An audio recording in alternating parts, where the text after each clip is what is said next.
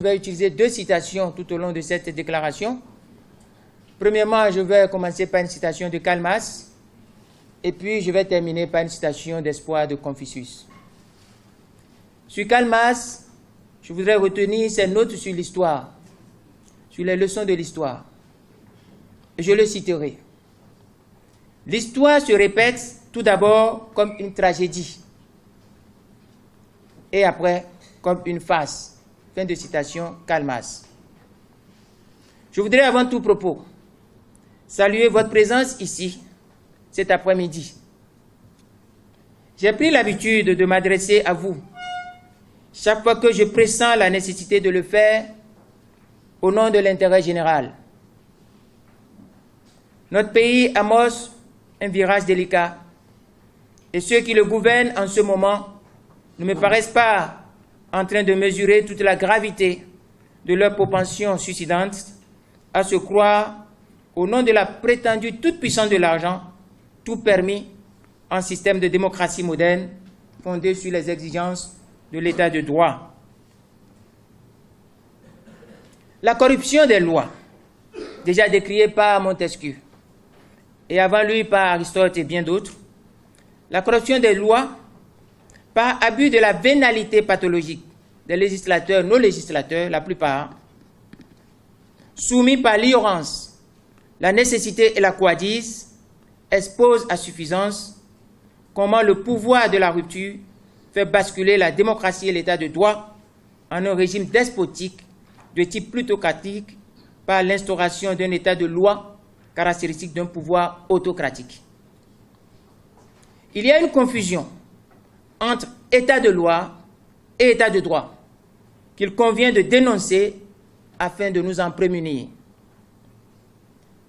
Lorsque les lois ruinent les valeurs, nuisent aux valeurs, lorsque les lois nuisent aux principes et aux droits fondamentaux de la personne humaine, l'État qui s'en prévaut cesse d'être un État de droit.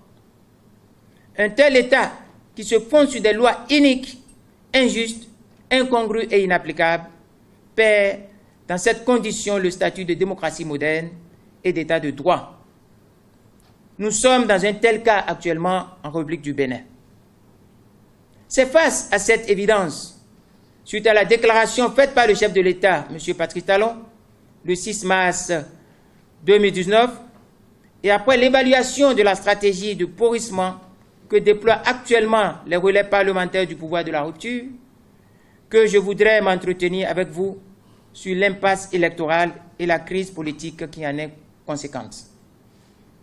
J'évoquerai avec vous les limites interdites de franchissement par l'article 66 de la Constitution. Je réitérerai l'appel à la rencontre de l'ensemble de la classe politique en vue de solutions consensuelles pour une sortie de crise apaisée. Je finirai par nous rappeler, et le secrétaire général, l'honorable Mitokwe, l'a dit, je finirai par nous rappeler que le choix de ce jour, 27 mars 2019, est pour marquer l'an 2 de mon retrait volontaire du gouvernement, ce que les gens appellent démission, et de l'équipe de la rupture. J'inscris mon action de ce jour, de cet après-midi, comme un nouvel avertissement dans la même ligne sacrificielle du 27 mars 2017 que j'ai adopté. Le contexte actuel. La majorité parlementaire soutenant le pouvoir Patrice Talon a poussé au vote les yeux fermés des lois inopérantes, gorgées d'incongruités, donc inapplicables. À la mise en œuvre de la loi sur la réforme du système partisan et celle sur le code électoral, ces deux lois ont conduit à une situation d'impasse électorale. L'opposition appelle à une concertation de la classe politique en vue de solutions consensuelles. Le président Patrice Talon esquive un complot de retour à un parlement de type ANR pour les plus jeunes, Assemblée nationale révolutionnaire, sous le parti unique PRPB. Un tel complot est ourdi par le pouvoir de la rupture avec Patrice Talon lui-même à la manette. La Sénat, vous l'avez vu, vous l'avez écouté, vous l'avez suivi, a été contrainte visiblement à prêter faveur aux seules deux formations politiques de Patrice Talon, érigées par obscurantisme d'État en parti politique. Et par enchantement, ces deux seuls désormais partis, le Bloc républicain et l'Union progressiste, sont qualifiés pour prendre part aux élections législatives du 28 avril 2019. Toute l'opposition est exclue. Tous les partis politiques estimés hostiles à Patrice Talon, disqualifiés. Une crise politique s'installe. La communauté de la CEDEAO est saisie. Le 6 mars 2019, le président Patrice Talon reconnaît l'impasse et appelle dans une déclaration publique à une sortie de crise. Mais dans les faits, il choisit la voie du pourrissement et de l'enlisement.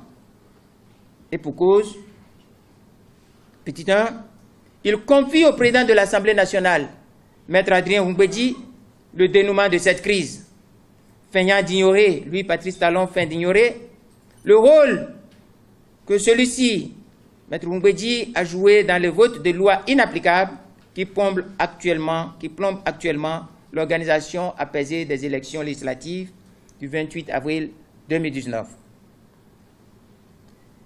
Il ne rappelle pas à l'ordre ni les membres de son gouvernement qui continuent de déclarer que seuls les deux partis politiques du président Talon prendront part aux élections législatives du 28 avril 2019.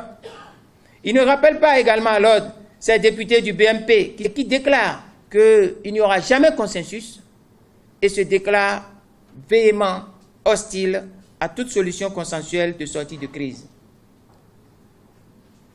Et ça traîne depuis le 6 mars 2019.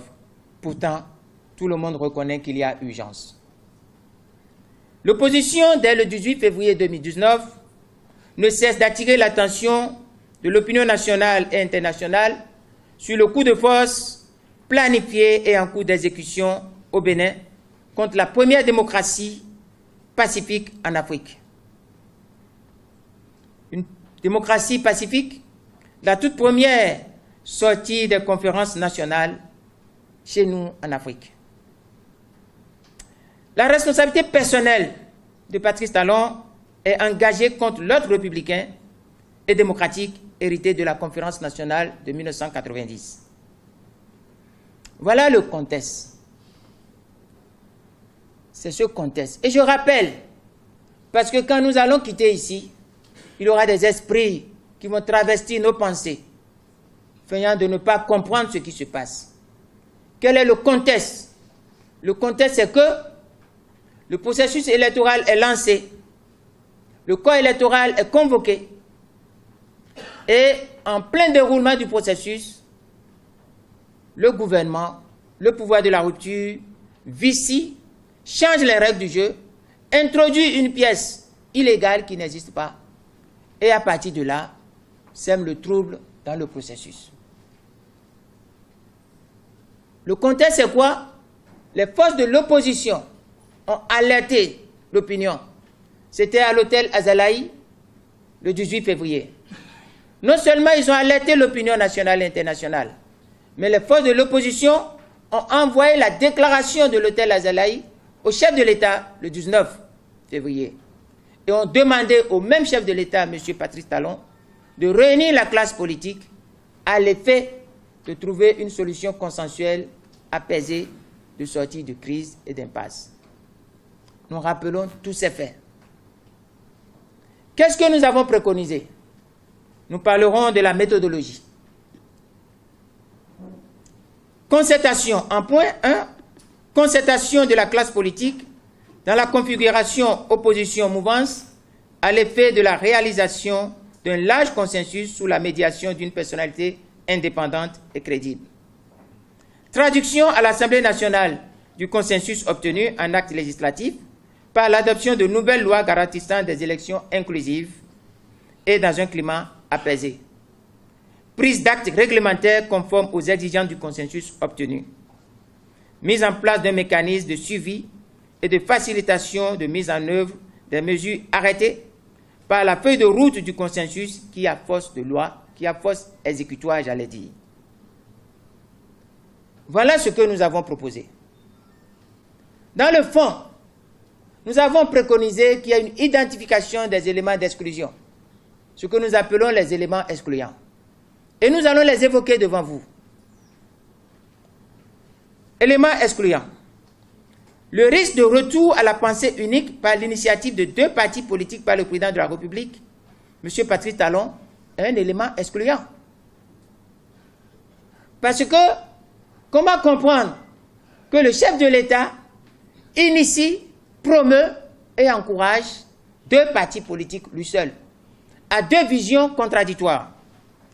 Vous savez, il ne faut pas qu'on abuse de l'ignorance et de manque de culture qui existe, hélas, dans une large partie de nos populations, et aussi, et c'est curieux, parmi la classe politique et parmi les intellectuels, ou ceux qui se disent intellectuels.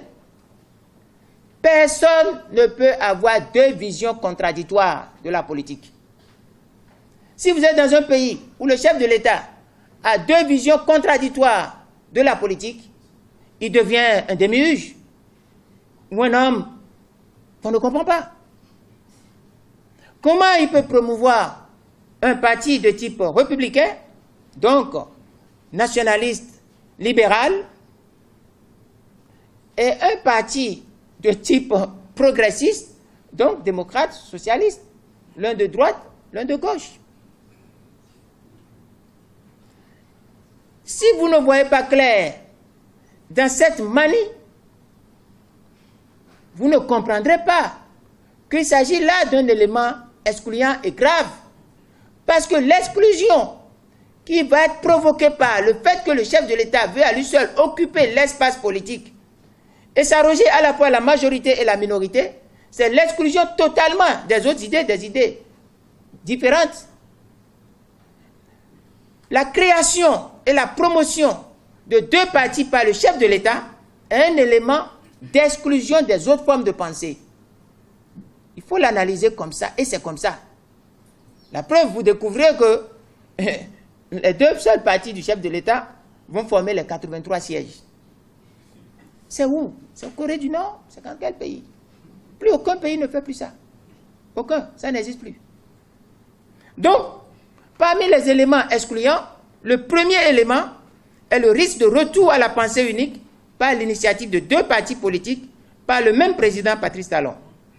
Les partis Bloc républicain BR et Union progressiste UP sont la création du président de la République, M. Patrice Talon. En réalité, il s'agit de 2 sections figurées d'un parti unique déguisé et fantôme érigé sur les socles du BMP. Nous sommes dans le cadre d'un parti-État de type nouveau. Il faut interdire de telles pratiques visant à la falsification du système partisan et à une fausseté du jeu démocratique. Aucune personne ne doit promouvoir ni créer plus d'un parti politique. Le BR Bloc républicain et l'UP, sur ces faits, doivent être dissous. Il faut les dissoudre. Parce que c'est des partis du mal. Il faut les combattre et les dissoudre. Il ne peut pas exister. Si nous sommes lucides, si nous sommes des gens d'un niveau de culture politique, intellectuelle, même morale simplement, nous ne pouvons pas accepter qu'un chef d'État crée 2 partis à lui seul et les impose à la classe politique. Beaucoup ne perçoivent pas la gravité, mais toute la gravité est là. Le sens même du combat que nous allons faire est là. Ma présence ici ce soir est là. Nous sommes dans le cadre d'une confiscation du pouvoir législatif par Patrice Talon, par le truchement d'une parodie électorale qui se met en perspective, qui est en projet.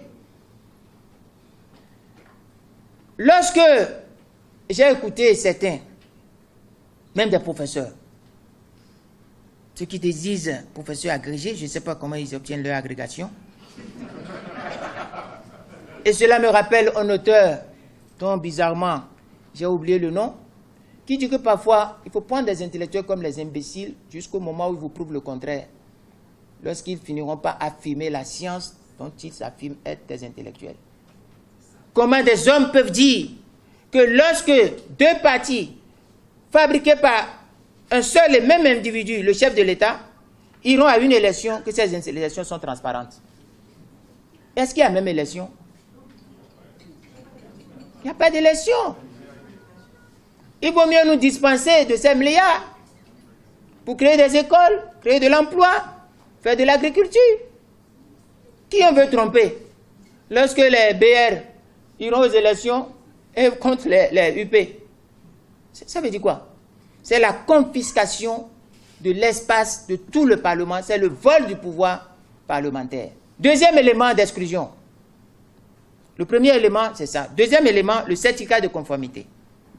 Le certificat de conformité est inventé pour aider les formations politiques, Bloc républicain et Union progressiste, à franchir le cap de l'article 19 de la charte des partis politiques et pour confisquer le récépissé des partis politiques de l'opposition, bénéficiaires pourtant des dispositions transitoires de l'article 56 de la même loi. Beaucoup ne comprennent pas. J'ai aussi écouté des gens qui ont dit, à la suite des explications totalement erronées de Patrice Talon à la présidence, dit oui, les partis de l'opposition, certains partis ne sont pas capables de se conformer, ils n'ont qu'à aller se conformer. Se conformer à quoi? À l'inexistant? À quelque chose qui est fantomatique? Comment je peux me conformer à un acte de fantôme? C'est impossible. Le certificat de conformité, rien ne s'appelle comme ça. Souvenez-vous, lorsque Patrice Talon lui-même, à la présidence de la République, a tenté d'expliquer la mise en conformité.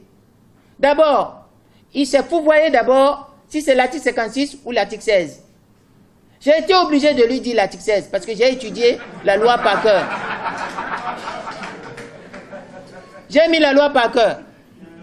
J'ai été obligé de lui dire, Monsieur le Président, c'est l'article 16. Souvenez-vous de cette image choc qu'il faut enseigner dans les écoles de contradiction politique entre lui et le député Éric Koundété. Le chef de l'État, voyant l'article 16, au moment où il cherchait l'article 16, et que le député Éric Koundété lui donnait des explications, avez-vous vu comment il est sorti de lui-même en disant « Vous mentez, cessez de mentir ».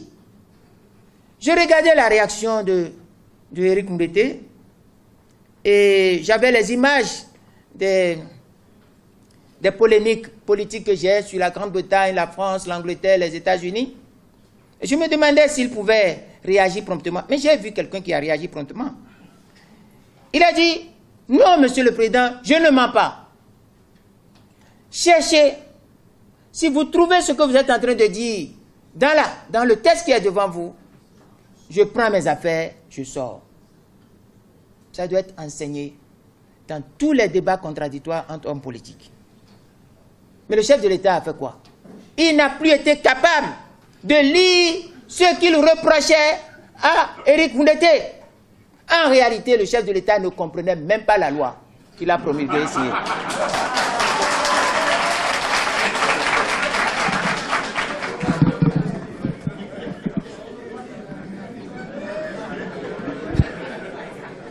Chers amis, je vais vous demander de ne pas applaudir. Je venais ici quand on m'a dit, vous sortez de cette conférence, vous irez en prison. Écoutez, j'ai dit mon âge me permet d'aller en prison. Je n'ai plus l'âge d'un fugitif. C'est fini. Quiconque veut m'arrêter, je lui tendrai mes bras. Et n'oubliez jamais, je suis un philosophe. Je suis de l'école et de l'adresse des grands de ce monde qui, au nom de la vérité de leurs convictions, ont accepté de boire la ciguë. Je pense à Socrate, ont accepté de s'éclater les veines. Je pense à Sénèque, sur qui j'ai beaucoup travaillé. Je n'ai peur de personne. Je vous dis la vérité. Et le prix de la vérité, je connais. On paye la vérité. On n'en paye personnellement. Je n'attends rien de personne. C'est ce qui s'est passé à la présidente de la République. Le 25 février, le chef de l'État a montré qu'il ne connaît pas la loi qu'il a promulguée. Et il est allé jusqu'à dire, alors que l'article 16 parlait de 15 membres fondateurs au moins, le chef de l'État est allé dire, non, vous pouvez mettre 15 membres seulement. Il n'est pas la loi. Et j'ai l'habitude de dire à ceux qui m'entourent, et je détiens cela d'un de mes maîtres, qui m'a conseillé, si on vous demande, si un chef vous demande de lui écrire des lois, écrivez-lui des lois. Mais s'il vous demande de l'écrire, lui, en loi, refusez de l'écrire en loi. Parce qu'il ne peut pas être une loi. Un homme ne peut pas être une loi, sauf Dieu. Patrice Talon n'est pas la loi. Il ne peut pas être la loi. Et il n'est même pas l'interprète authentique de la loi, dans le cadre de notre Constitution. Donc ceux qui toujours nous ont taxés d'incapables ne comprenaient rien. Je vais sortir de mon thèse pour vous dire, parce que dans l'invitation, j'ai parlé d'une déclaration commentée. Vous aurez le texte après. Ceux qui pensaient que nous n'étions pas capables, je vais vous faire un aveu, pas une confidence. Vous savez combien nous avons dépensé pour nous mettre en conformité, pour faire nos dossiers? Nous avons fait 32 millions. Oui.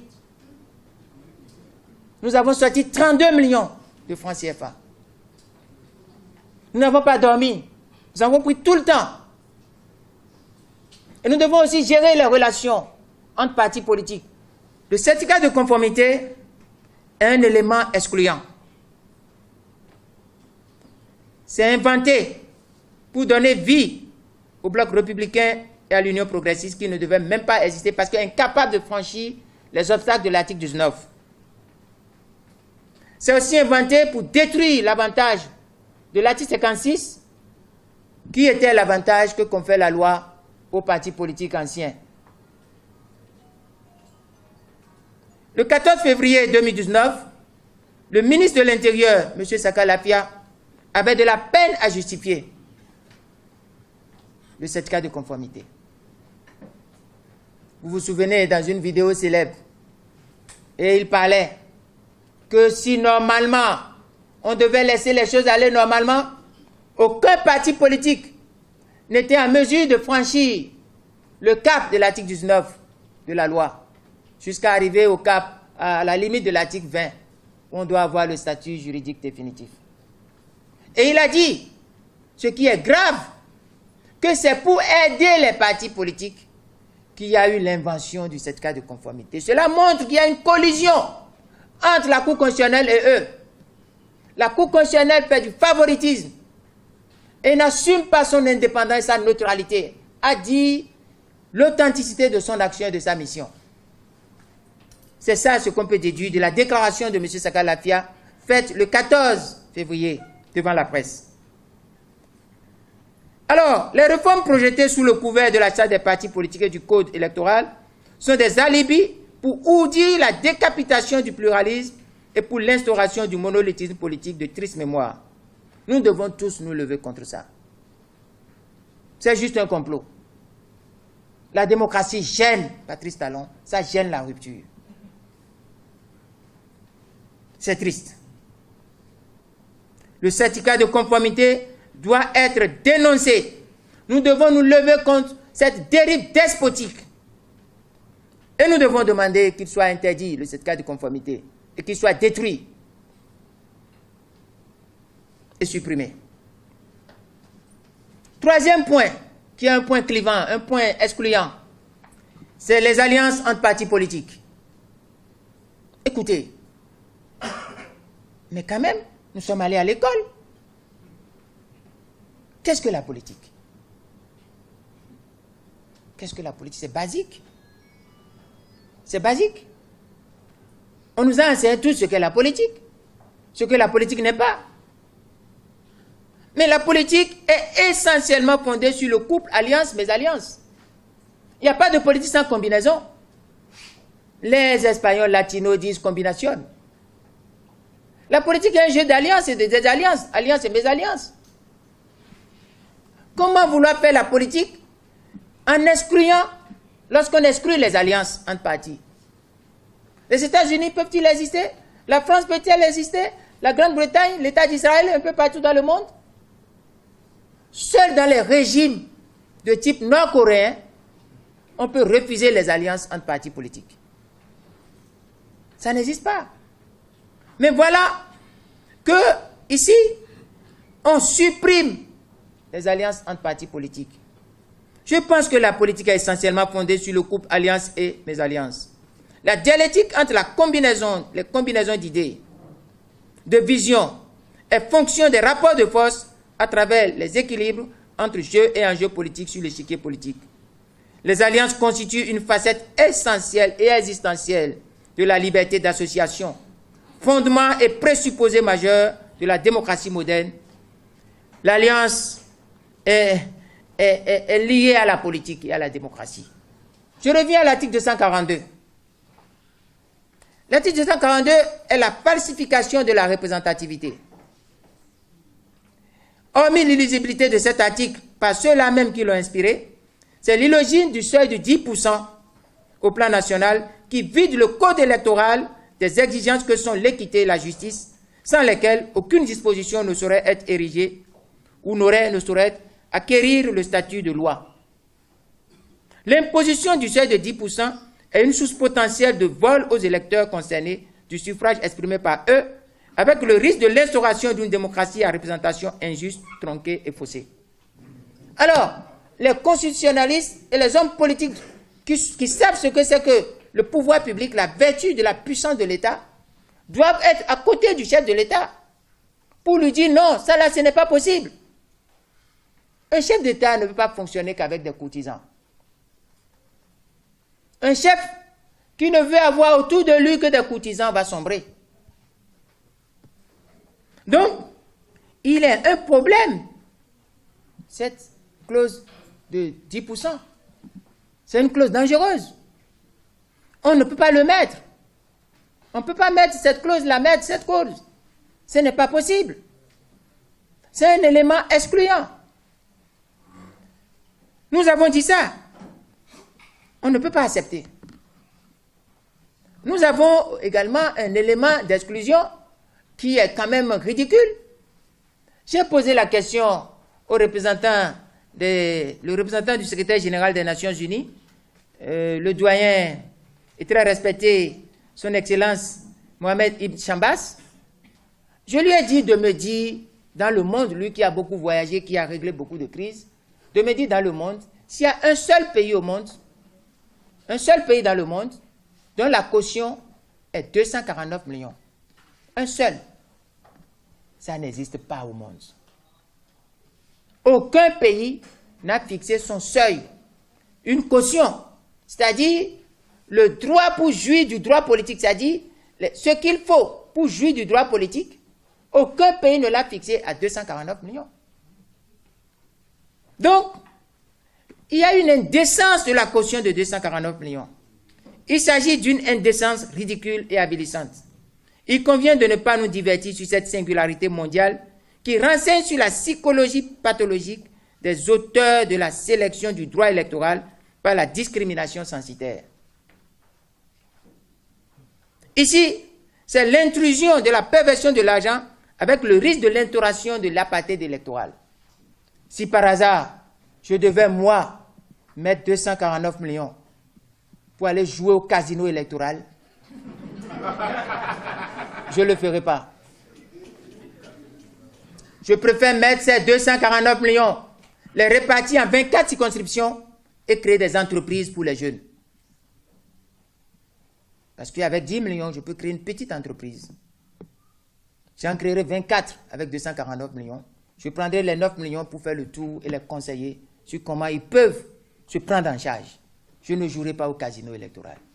J'ai souffert ma vie pour avoir la liberté d'aller aux élections, pour jouir du droit politique. Si ces droits sont mis en cause, je reprendrai mes combats, mes habits de combat. Je ferai le combat jusqu'où la Providence me dira d'arrêter. Mais je n'accepterai pas ces choses. Que cela soit clair dans la tête de chacun. Nous devons nous dresser contre une telle moquerie. La fixation d'une telle caution envers les plus pauvres, porteurs pourtant de la plus grande pauvreté envers l'intérêt général. J'en viens maintenant à un autre point de mon développement, qui est la rencontre Soglo-Talon. il faudrait en parler. Parce que je ne suis pas un homme d'opacité. Je suis un homme de clarté, de transparence. Je veux que mes actions soient lisibles, explicables. Alors, j'ai voulu marquer un arrêt sur la rencontre Soglo-Talon. Il se dégage un contraste entre optimisme du président Soglo et pessimisme du double langage du clan Talon. Talon a accordé de recevoir le président Soglo à la demande du président Soglo. Il faut bien comprendre. Ce n'est pas Patrice Talon qui s'est levé de lui-même et qui dit « Ancien père Nicéphore Soglo, je voulais que vous me rendiez visite, je voudrais vous voir. » Ce n'est pas comme ça. C'est le président Soglo qui a demandé à rencontrer le président Talon. Et le président Talon lui a accordé cela. C'est très important dans la démarche. Mais quel est le bilan de cette rencontre? Je laisse chacun opiner parce que à la sortie de cette rencontre, et malgré cette rencontre, la piste Ngwedji monte ses limites et échoue. On l'avait prédit. Le président Ngwedji a dit, je n'arrive pas à réunir le consensus, je ne peux pas le faire. Ok, je donne ça à la commission des lois. La commission des lois dit, je donne ça à la plénière. Sachant pertinemment que personne n'a trouvé un résultat consensuel comme ça. Ça n'existe pas dans le monde. Le consensus est trouvé hors du Parlement. Le consensus doit être revêtu de force exécutoire. Le Parlement est contraint de le traduire en loi et le vote a lieu.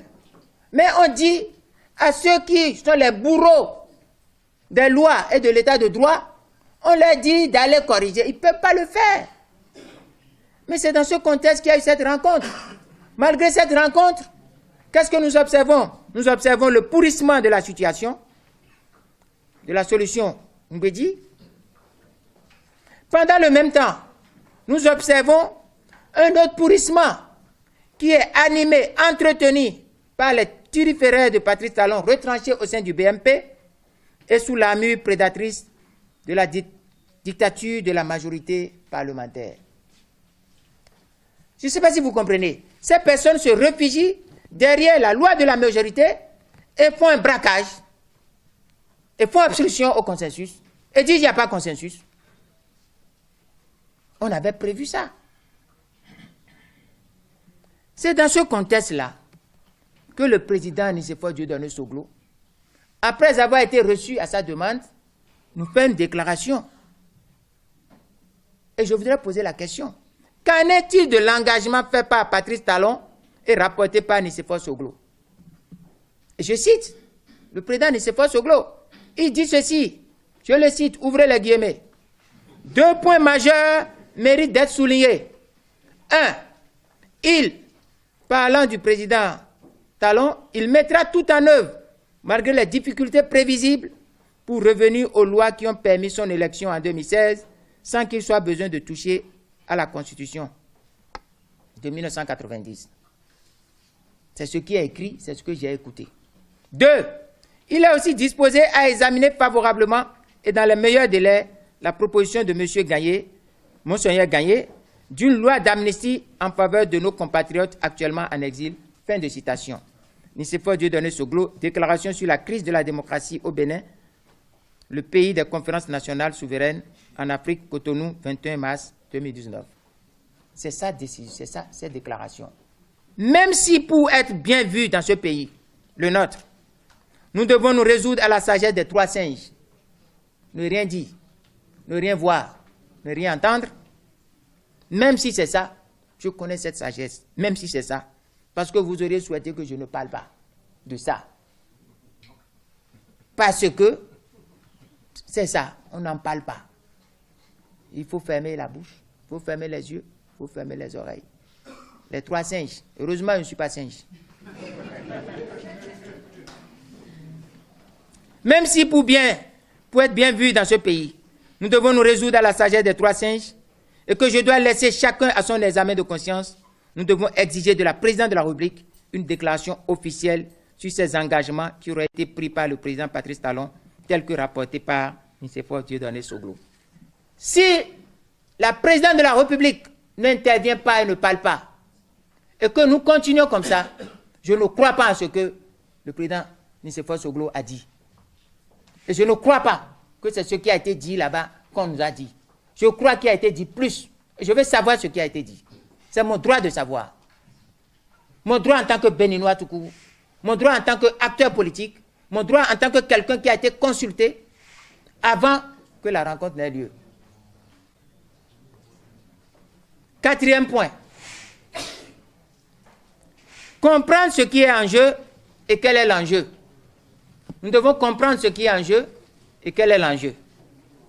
Nous sommes dans un coup d'État mafieux au Bénin. Ce qui se joue actuellement est un coup d'État mafieux. Ici, l'argent remplace le Kalachnikov. Une excessive vénalité a réuni toute dignité, tout sérieux et toute crédibilité à la plupart des acteurs politiques.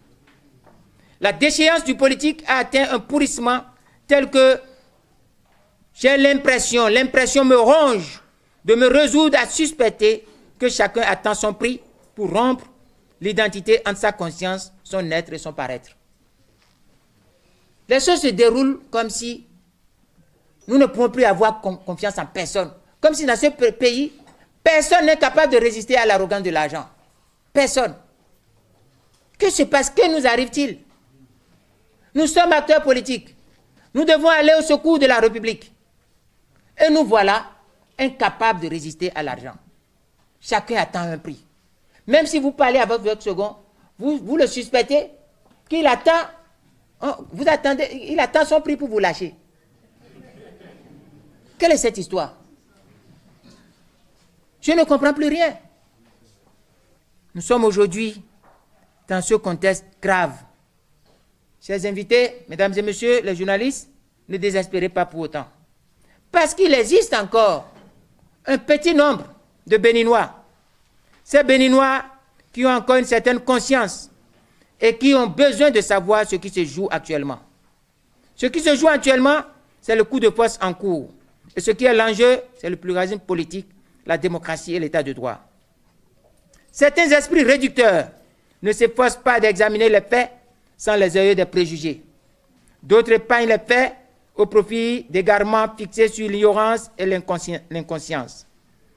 Il en existe qui ont fait le choix de n'orienter leur libre arbitre que sur le soutien 100% aveugle à tel ou le dénigrement 100% aveugle à tel autre. Le discours politique, le politique est discours. Mais pas n'importe quel discours. Le discours politique est exigence de pertinence. La pertinence en politique est éprouvée par la résistance aux exigences des valeurs et des principes inscrits dans le marbre de notre Constitution. Et là, je vais vous expliquer quelques petits concepts pour que nous soyons au même niveau de compréhension.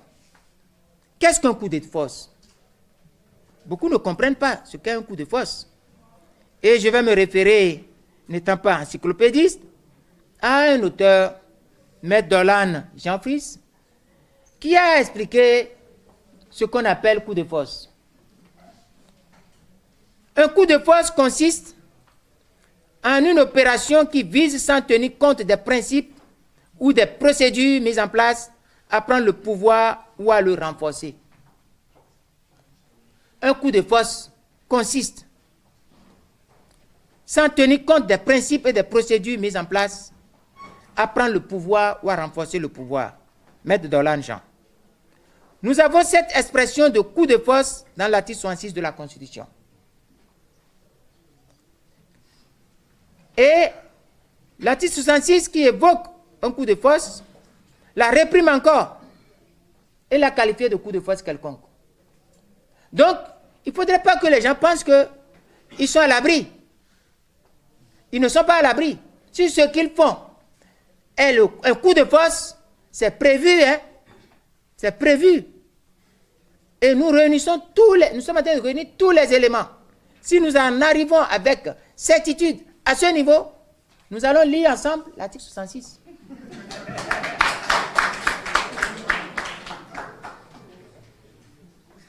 Le concept coup de force est également utilisé dans le domaine administratif. On utilise le coup de force aussi dans le domaine administratif. Le certificat de conformité est un coup de force. Le certificat de conformité, l'introduction du certificat de conformité est un coup de force administratif. Donc, il faut que les gens fassent attention. Mais qu'est-ce qu'un coup d'État? Nous devons expliquer aussi ce qu'est un coup d'État. Un coup d'État est un acte d'autorité consistant dans une atteinte réfléchie, illégale et brusque aux règles d'organisation, de fonctionnement ou de compétence des autorités constituées, atteinte dirigée selon un plan préconçu et pour des raisons diverses par un homme ou un groupe d'hommes réunis en un parti ou un corps dans le but de s'emparer du pouvoir, soit d'y défendre ou d'y renforcer sa position, soit d'entraîner une simple modification de l'orientation politique du pays. Je ne sais pas si vous comprenez bien ce qu'est un coup d'État. Je ne sais pas si je vais vous relire ça. Un coup d'État, c'est un acte d'autorité consistant dans une atteinte réfléchie, illégale et brusque aux règles d'organisation, de fonctionnement ou de compétence des autorités constituées, atteinte dirigée selon un plan préconçu et pour des raisons diverses par un homme ou par un groupe d'hommes réunis en un parti ou un corps dans le but soit de s'emparer du pouvoir, soit d'y défendre ou d'y renforcer sa position, soit d'entraîner une simple modification de l'orientation politique du pays. Un coup d'État se définit seulement comme étant un coup de force dans le but de s'accaparer du pouvoir politique en utilisant des procédures illégaux ou contraires aux règles établies. Ces définitions, il faut les renvoyer à tous les membres du gouvernement, à tous les membres de la rupture, à toute la société. Dans le cas qui nous intéresse, c'est la corruption qui abuse de la cupidité et de la vénalité de la quasi-totalité de la classe politique de notre pays. Je n'occulte pas le coup d'État qui peut être armé. Lorsque le coup d'État est armé, on parle de putsch, on parle de coup d'État militaire et autres. Je ne parle pas de ça, je ne souhaite pas pour notre pays, ce n'est pas l'objet de mon entretien. Et puis je ne sais pas ce qui se fait. Ce qui se fait est l'usage de coups de force pour transformer notre État démocratique en un État despotique. Nous sommes devant un hold-up et il faut l'expliquer. Car ce qui est en cours est le vote des législatives de 2019, des présidentielles de 2021, en passant par la mise à sac de la Constitution de 90, le vandalisme des élections communales, municipales et locales de l'année prochaine. Nous sommes devant un hold-up mafieux et rocambolesque sur la démocratie moderne, sur l'état de droit, sur les acquis du renouveau démocratique. Je vous l'avoue, nous sommes en train de vivre les derniers moments d'un Bénin état de droit, état de démocratie. Ce qui se joue est là. Patrice Talon veut faire un passage en force. S'il réussit à exclure tout le monde, s'il réussit à faire des élections, à désigner les 83 députés, écoutez, s'il dit que l'État va se coucher, l'État va se coucher. S'il dit de vous prendre la nuit, on vous prendra la nuit. S'il dit qu'aucun taxi-moto ne passera sur les grandes voies, les pavés, il le fera. Puisque les 83 ne peuvent rien faire. C'est ça ce qui se joue. Ne croyez pas que nous parlons, nous sommes réunis pour des postes de députés, rien du tout. Ça ne me regarde pas un poste de député. J'ai été 5 fois député, plusieurs fois ministre. Je ne cours pas derrière un poste de député. Mais je cours derrière la gravité de le complot qui est en train de se dérouler. C'est ça ce que je voudrais que vous compreniez.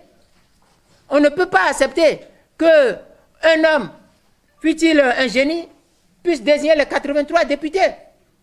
C'est faux. Ça ne peut pas se faire.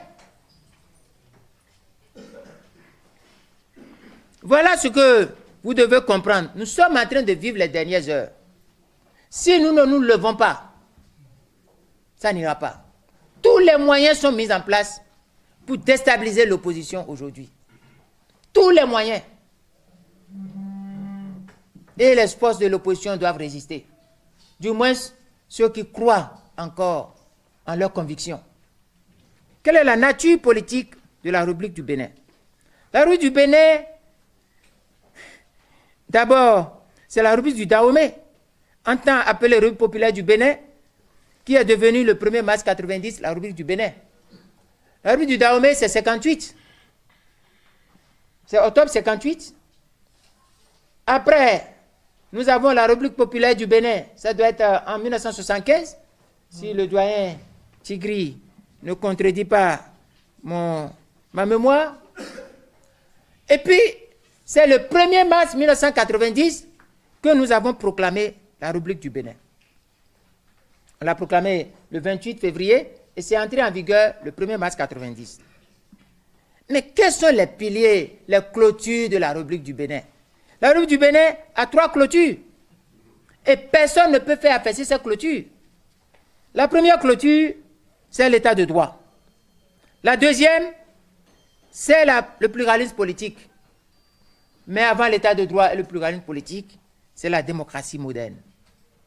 Personne ne peut affaisser ces 3 clôtures. Lorsque quelque chose touche à ces 3 clôtures, cette chose nous touche. Ces 3 clôtures de notre pays ne sauraient être démolies par l'un quelconque d'entre nous. Ne pas le retenir amènera à croire et à faire croire qu'au Bénin, tout est permis impunément. Je viens au point 6, les limites interdites. À l'examen de la situation que nous vivons et que nul n'ignore, nous avons décidé de rappeler à chacun le libellé de l'article 66 de notre Constitution qui fixe des limites politiques infranchissables en République du Bénin. Article 66. En cas de coup d'État, de putsch, d'agression par des mercenaires ou de coup de force quelconque,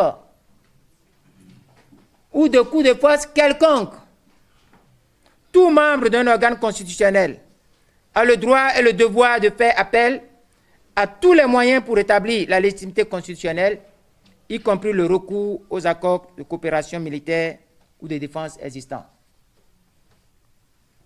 Dans ces conditions, tout Béninois, désobéir et s'organiser pour faire échec à l'autorité illégitime constitue le plus sacré des devoirs et le plus impératif, le plus sacré des droits et le plus impératif des devoirs. Fin de citation. Nous invitons tout le peuple et tous les démocrates indépendants et libres à rester mobilisés, engagés et prêts pour empêcher toute forfaiture et toute remise en cause de la profession de foi de la République telle que consignée dans le préambule de la Constitution de 1990. Et j'en viens au 7e et dernier point, appel à la mobilisation générale. Mesdames et messieurs, chers invités, mesdames et messieurs les journalistes, militantes et militants, notre pays, à grands pas, fonce vers un désastre despotique et un déni de démocratie à travers le complot qui se prépare minutieusement contre les élections législatives du 28 avril 2019. Nous avions, avec les FCBE et avec les partis politiques qui partagent notre engagement et qui sont sincères avec nous, parce que beaucoup ne le sont pas, notre engagement libre de défendre la démocratie et l'état de droit, quoi qu'il peut nous en coûter, donner la lettre le 18 février 2019. Le 19 février 2019, nous avons appelé le chef de l'État, M. Patrice Talon, à sa responsabilité en lui indiquant la voie prévue par la Charte africaine sur les élections, les accords de Bamako, de Dakar, de Lomé et surtout les exigences de la CEDEAO. Nous lui avons indiqué la voie qui se résumait en ceci: réunir l'ensemble de la classe politique en vue de solutions consensuelles pour l'organisation dans un climat apaisé des élections législatives inclusives et crédibles. Le 6 mars 2019, date à laquelle le président de la République a reconnu l'impasse électorale, tout devait être mis en œuvre afin que la recherche du consensus se fasse simultanément avec l'arrêt du processus électoral. Hélas, nous assistons à une comédie politique qui n'est rien d'autre que la carte du pourrissement. Au cours de la plénière du 22 mars 2019 à l'Assemblée nationale, un député, je ne vais pas lui faire la publicité en citant son nom, dans son intervention, je cite, a dit ceci, je cite: « Si le consensus pour vous de la minorité,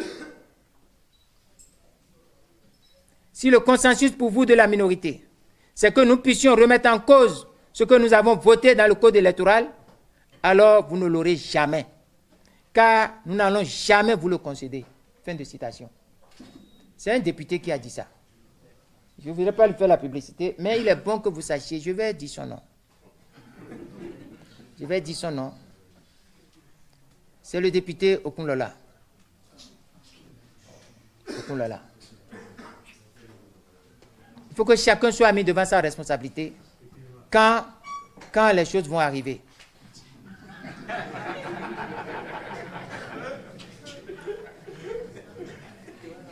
Distraire les acteurs politiques nationaux, souffler le chaud et le froid avec la communauté internationale et sous-régionale, faire du dilatoire à l'Assemblée, tenir un double langage, d'une part avec le médiateur imposé, Maître Goumbedji, et d'autre part, radicaliser les positions de sa majorité mécanique à l'Assemblée nationale.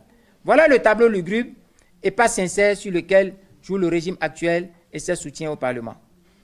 Pendant ce temps, que fait l'opposition? L'opposition joue la carte de la franchise et du dialogue dans un contexte où la mouvance présidentielle ruse et prépare le pire pour notre pays. L'opposition demande que les accords internationaux dont nous sommes partis soient respectés. La CEDEAO a dit ça. Le représentant de Guterres, le doyen Chambas, a dit ça. Tous les traités disent ça. Même une mission envoyée par le président du Nigeria a dit ça. Il faut la paix. Tout le monde demande la paix. Tout le monde demande la paix. Des appels et des mots d'ordre populaires. Et j'en viens maintenant. Nous allons lancer des appels et des mots d'ordre populaires de résistance nationale.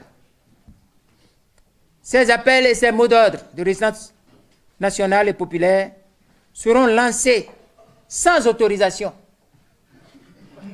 en fonction de notre appréciation de l'évolution de cette impasse électorale et de cette crise préélectorale occasionnée de toutes pièces par le pouvoir de la rupture.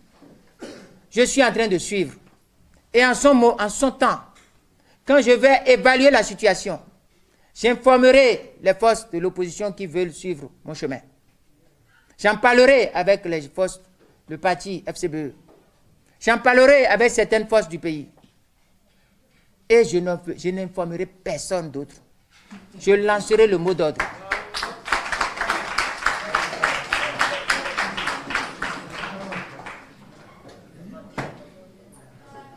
Et advienne que pourra.